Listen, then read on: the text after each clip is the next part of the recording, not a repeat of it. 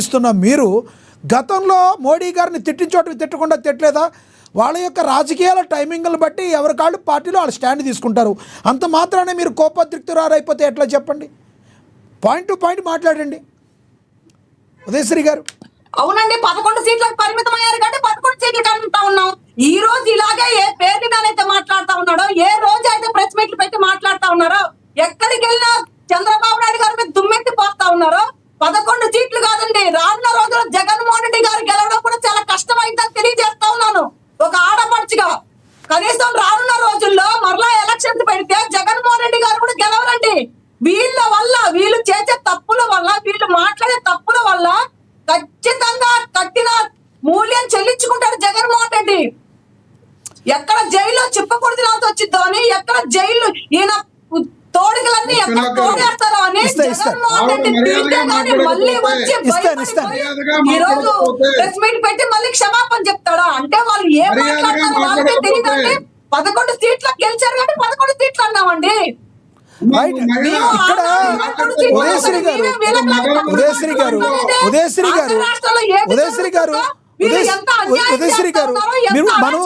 ఉదయశ్రీ గారు మనం ఒక మాట అంటే చూపించాం కాబట్టి ఈ రోజు కూటమి ప్రభుత్వంలో ఉంటే మేము గెలిచామండి. అన్ని సీట్లు వచ్చిన వాళ్ళు 5 సంవత్సరాలు గెలిచారు కదా. ఆంధ్ర రాష్ట్రానికి ఏదో ఉదయశ్రీ గారు ఒక మాట వినండి. ఉదయశ్రీ గారు ఎవరైతే ఇప్పుడు మీరు ఒక మాట మాట్లాడారు, జగన్మోహన్ రెడ్డి గారు చెప్పుకొని తిన్నారని మీరు అన్నారు. మరి చంద్రబాబు నాయుడు గారు కూడా 70 రోజులు చెప్పుకొని తిన్నారని వాడు కూడా అంటారు. మీరు ఒక మాటని వాళ్ళ ఒక మాటలని అవసరమా? ఒక్కటి డైరెక్ట్ గా చెప్పండి. దాన్ని బట్టి తెలుసుకోవాలి మీరు ఎంత మాత్రం పరిపాలన చేశారో. నోరుంది కదని మాట్లాడంగానే ఏదో ఆయన మండలం పప్పులు పొందడం కోసం ప్రెస్ మీట్లు పెడితే కుదరదండి. ఇక్కడ అంతరాష్ట్ర ప్రజలే పిచ్చోళ్ళు కాదు కదా మీ ప్రెస్ మీట్ చూడడానికి. సో కేవలం చూస్తా ఉన్నారు, ఇంకా ఎంత ఊహించుకుంటారు మీరు? రైట్, కేవలం ఇప్పుడు పేర్ని నాని గారు కేవలం ప్రెస్ మీట్లు పని పాఠాలకే పెడతారని మీరు అంటున్నారు, అంతే కదా మీరు అనేది? రైట్ రైట్ ఏం చేయాలో తెలియక పెడతారండి. సబ్జెక్ట్ ఉండదు ఆయన దగ్గర. రైట్, ఏదో మాట్లాడాలి కాబట్టి పెడుతున్నట్టున్నాడు ఆయన ప్రెస్ మీట్లు. రైట్, నేను మళ్ళీ మాట్లాడతాను మీతో. ఎస్, మళ్ళీ మాట్లాడతా. కొంచెం స్క్రీన్ దగ్గర కొంచెం సరిగ్గా ఉండండి, మళ్ళీ మాట్లాడతాను. మీరు దగ్గరకు వచ్చేసారు స్క్రీన్కి, కొంచెం వెనక్కి కూర్చోండి, బాగా కనబడతారు. రైట్, ఒక్కసారి మనం యశ్వంత్ గారితో మాట్లాడదాం. యశ్వంత్ గారు ఏమంటారు? మీరు రమేష్ గారు మాట్లాడిన మాటలతో యాక్సెప్ట్ చేస్తారా? యశ్వంత్ గారు, నా వాయిస్ వినపడుతుందా? ఎస్, మాట్లాడండి. ఎస్, మాట్లాడండి. యాక్చువల్లీ ఆయన నాకు రీసౌండ్ వల్ల కౌంటర్ అర్థం కాలేదు, కానీ నేనైతే ఒకటి చెప్తున్నాను. ఎవరికైతే వైసీపీ వాళ్ళు ఉన్నారో, జనసేన గురించి, జనసేన కార్యకర్తల గురించి బాధపడుతూ ప్రశ్నలు పెడుతున్న నాయకులు కానీ కార్యకర్తలు కానీ ఉన్నారు, వాళ్ళందరికీ 2 అడ్వైసులు ఇస్తాను. అయితే మీ పార్టీ తరపు నుంచి ప్రజల సంక్షేమాల కోసం, ప్రజల ప్రయోజనాల కోసం ప్రెస్ మీట్లు పెట్టి ప్రశ్నించడం తప్పలేదు.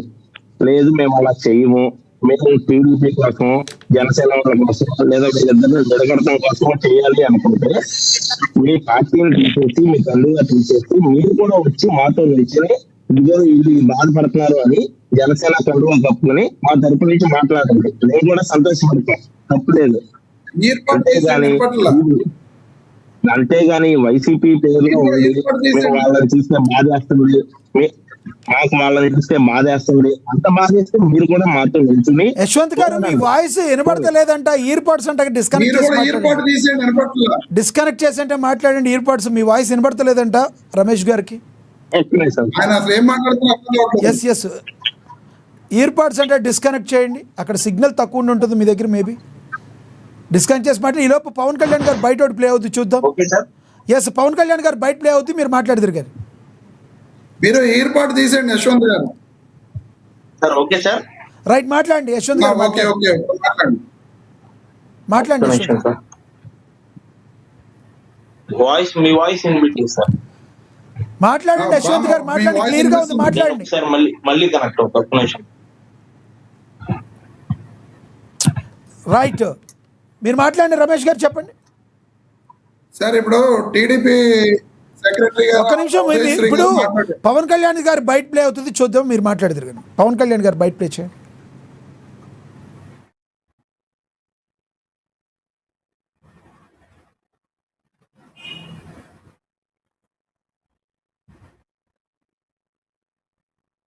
మొన్న ఎలక్షన్ తర్వాత మీ అందరూ ఒక మైండ్ లో ఒకటి ఉంది, ఆ రోజే కనుక 2024లో మీరు తెలుగుదేశం వెళ్లకుండా ఉంటే చాలా బాగుండేది అని నా చెవులు ఊదరగొట్టేస్తున్నాను. నేను దానికి కారణం చెప్తా. అంటే నేను చాలా ఆలోచించి తీసుకున్న నిర్ణయం. 2019లో వెళ్ళాం. వాటన్నిటితో పాటు నాకు ఆ రోజు చాయిస్ ఉండింది ఒంటరికి వెళ్ళడానికి. ఎందుకంటే దానికి ముందే మనం మచిలీపట్నం చేసాం, 10 లక్షల మంది వచ్చారు జనం. ఒక కష్టపడి పని ఆయనతో నాకు ఆయన కొన్ని అంశాలను కొన్ని విభేదించి ఉండొచ్చు, కొన్ని అంశాలతోటి నేను కూర్చోబెట్టి మాట్లాడుతాను ఈ రోజుకి. అలాంటిది ఆయన జైల్లో పెట్టినప్పుడు అది ఒక కీలకమైన పరిస్థితి. ఎందుకంటే ఆంధ్రప్రదేశ్కి ఎప్పుడూ సమస్య. చెన్నై నుంచి విడిపోయాం, కర్నూలుకి వెళ్ళాం, కర్నూలు నుంచి హైదరాబాద్కి వెళ్ళాం, హైదరాబాద్కి వెళ్తే ఇక్కడ లేదు. పోనీ ఇక్కడైనా పోనీ ఓకే తెలంగాణలో గొడవ ఉంది, ఆంధ్రప్రదేశ్ మనం తమిళనాడులో గొడవ ఉంది, పోనీ ఇక్కడైనా బాగుంటారా అంటే మూడు రాజధానులు అంటారు. ఉన్న రాజధాని నచ్చదు. ఇప్పుడు ఎందుకులని గెలియాలి 12 బోర్ గన్ను ఏదో ఉంటుంది. ఇవన్నీ అంటే నేను అనేది ఆంధ్రప్రదేశ్కి ఎప్పుడూ ఒక ఏకత్వం లేదు. అలాంటిది నేనేం చేశాను, నిర్ణయం తీసుకోవాలంటే నేను స్వార్థంగా వెళ్ళిపోయి ఉండొచ్చు. నాకు చాయిస్ ఉండింది ఆ రోజున. ఆయన కలిసినప్పుడు నేను జైలు నుంచి బయటకు చేంజ్ చెప్పండొచ్చు, ఆయన త్వరగా బయట ఈ డ్రామా కూడా చేయగలను కదా, నాకు సత్తా ఉంది కదా. ఆ రోజు జైలు నుంచి బయట ఇది కూడా ఊహించుకోండి, ఆయన బయటికి రావాలని నేను కోరుకుంటున్నాను, వారికి మా మద్దతు ఉంటుందని చెప్పి నేను ఇండివిజువల్గా వెళ్ళిపోయి ఉండొచ్చు. కానీ నాకు మనసుకు అలా అనిపించలే. పాప ఆయన జైల్లో చూసాం, అరే ఇన్ని కష్టపడ్డాడు పాప ఈయన కూర్చోబెట్టి నాకు ఏమనిపించింది, నాకు ఓన్లీ జైల్లో ఆయన కలిసి బయటికి వచ్చే దారే ఉంది. ఇది గోల్డెన్ అవర్. ఒక ఇది ఆంధ్రప్రదేశ్ ఇంటెన్సివ్ కేర్లో ఉంది. ఆ రోజు తీసుకునే నిర్ణయమే కీలకం. అప్పటికి మేము ఈ కరోనా వల్ల దీనివల్ల బీజేపీ మేము ఖచ్చితంగా ముందుకు తీసుకెళ్ళలేకపోతున్నాం. ఒక రోడ్ మ్యాప్ లేదు, ముందు నుంచి అడుగుతా ఉన్నాం, రోడ్ మ్యాప్ లేదు. నాకేమనిపించింది, ఇంకొకసారి కనుక వైసీపీ ప్రభుత్వం వస్తే ఈసారి ఎవరిని బతికినివ్వరు, ఇంట్లో ఆడపిల్లలను లాగేస్తారు వీళ్ళు అని అప్పటికి చూశాను పరిస్థితులు. మాజీ ముఖ్యమంత్రి భార్యనే వీళ్ళు ఇలా తిడుతున్నప్పుడు, సతీమణి ఇలా తిడుతున్నప్పుడు, నా ఇంటి మీద ఇలా మాట్లాడుతున్నప్పుడు, పదవులు వీటన్నిటి గుర్తింపు వీటన్నిటికంటే కూడా రాష్ట్ర సుస్థిరత, 5 కోట్ల మంది ప్రజల సుస్థిరతకి నేను ఓటేశాను. ఆ నిర్ణయం తీసుకున్నప్పుడు చాలా మంది తెలుగుదేశం నాయకులు దాన్ని ఆయన జైల్లో ఉన్నప్పుడు కూడా నా దగ్గరికి వచ్చారు చాలా మంది. అన్న మాకు మా నాయకుడికి చెప్పన్నా, ప్రధానమంత్రి గారు చెప్పన్నా, అందరం కృషి చేసాం తెలుగుదేశం. రైట్. సో ఆంధ్రప్రదేశ్ రాష్ట్ర సుస్థిరత కోసం మరొకసారి వైసీపీ వస్తే ఇళ్లలో నుంచి బయటికి తీసుకొచ్చి ఆడవాళ్ళని కొడుతున్నారనే ఉద్దేశంతోనే రాష్ట్ర సుస్థిరత కోసం పొత్తుతో వెళ్ళాము, లేదంటే ఇండివిజువల్గా వెళ్ళే సత్తా అప్పుడు కూడా ఉందని వాళ్ళ యొక్క మీటింగ్లో చెప్పుకోవడం జరిగింది. దీనిలో వాస్తవం ఉందంటారా?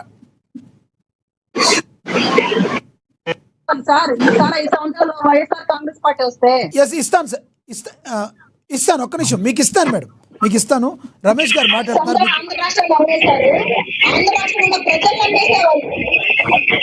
ఇస్తాను మీకు ఇస్తాను. రమేష్ గారు మాట్లాడుతున్నారు, మీకు ఇస్తాను, ఆగండి. రమేష్ గారు మాట్లాడండి. ఆవిడ ఒకసారి ఇయర్ పాడ్స్ తీసేయండి, డిస్టర్బెన్స్ వచ్చేస్తుంది. అవును, ఇయర్ పాడ్స్ డిస్కనెక్ట్ చేయండి కొంచెం. మీ ఇయర్ పాడ్స్ పెడితే వినపడుతుంది, నార్మల్గా అయితే బాగా వినపడుతుంది. ఇయర్ పాడ్స్ డిస్కనెక్ట్ చేస్తే మాట్లాడండి మీరు. రైట్, మాట్లాడండి రమేష్ గారు. లక్ష్మీనాథ్ గారు, ఇప్పుడు పవన్ కళ్యాణ్ గారు మాట్లాడే ముందు ఉదయశ్రీ గారు మాట్లాడాలి. ఆవిడ మాట్లాడుతూ ఈరోజు కొత్తగా చూసారంటే గతంలో చూడలేదు. అమ్మ మీరు డిబేట్కి వచ్చారు, సంతోషం. పార్టీ పరంగా మీరు మంచిగా డిబేట్ చేయడం తప్పలేదు, అంతేగాని ఒక పక్క పార్టీ నాయకుల్ని ఏకవచనంతో మాట్లాడటం, లేకపోతే ఇష్టం వచ్చినట్టు మాట్లాడటం చేస్తే మేము కూడా అలా మాట్లాడగలం. కానీ నా పద్ధతి, నా సంస్కారం అది కాదు. కాబట్టి నేను మీకు విజ్ఞప్తి చేస్తున్నాను, మీరు చంద్రబాబు నాయుడు గారిని మీ నాయకుడిని చంద్రబాబు నాయుడు గారు అని పిలుస్తున్నారు. జగన్మోహన్ రెడ్డి గారిని పట్టుకుని జగన్మోహన్ రెడ్డిని ఏకవచనంతో మాట్లాడుతున్నారు. అలాగే పేర్ని నాని గారిని పేర్ని నాని అని మాట్లాడుతున్నారు. ఈ స్థాయి జీవితంలో ఎప్పుడైనా పేరు నాని గారు కానీ జగన్మోహన్ రెడ్డి గారి స్థాయికి నువ్వు వెళ్ళగలవమ్మా? ఎందుకమ్మా మనం ఏకవచనంతో మాట్లాడతాం? మన స్థాయి ఏంటో, మనం ఎంతవరకు మాట్లాడాలో అంతవరకు మాట్లాడండి. మీ ఇష్టం వచ్చినట్టు మాట్లాడితే చూస్తూ ఊరుకోం. నెక్స్ట్ మరో విషయం కూడా చెప్తున్నా, నువ్వు మాట్లాడిన తర్వాత నువ్వు మాట్లాడు. చిప్పు దొబ్బింది అని చెప్పి నువ్వు మాట్లాడుతున్నావు. సర్లే, చిప్పు దొబ్బితేనే ఈ రోజు చంద్రబాబు నాయుడు గారికి ఏం చేయాలో తెలియక పవన్ కళ్యాణ్ గారిని వెంట పెట్టుకెళ్తేనే ముఖ్యమంత్రి అవ్వలేనని చెప్పి చిప్పు దొబ్బితే వెళ్ళి పవన్ కళ్యాణ్తో కలిసి చంద్రబాబు నాయుడు బయట ప్లే అది చేసుకొని తెలుసుకోండి వినండి. ముందు. మీరు మర్యాదగా డిబేట్ చేస్తే నేను చాలా హుందాగా మర్యాదగా గౌరవంగా డిబేట్ చేస్తా.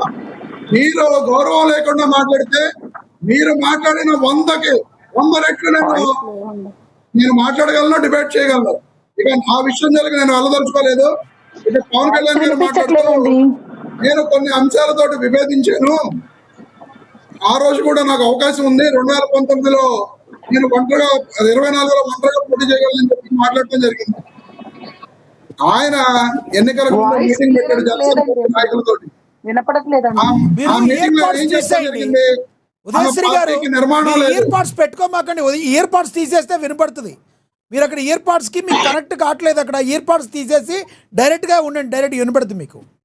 ఇయర్ పాడ్స్ డిస్కనెక్ట్ చేయండి. మన- ఎస్, మన పార్టీకి నిర్మాణం ఇయర్ లేదు. పాడ్స్ తీసేయండి. మన నా వాయిస్ పార్టీకి బూత్ వినపడుతుందా? కమిటీ సభ్యులు లేరు. రమేష్ గారు ఒక్క నిమిషం, ఇయర్ పాడ్స్ తీసేసేయండి, మీరు డిస్కనెక్ట్ చేయండి.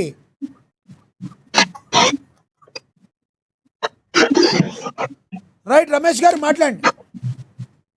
పవన్ కళ్యాణ్ గారు ఎన్నికలకు ముందు ఏ జనసేన పార్టీ మీటింగ్ పెట్టినప్పుడు ఆయన మాట్లాడారండి, తెలుగుదేశం పార్టీ లాగా మనకి ఆర్గనైజేషన్ స్ట్రక్చర్ లేదు, మన పార్టీకి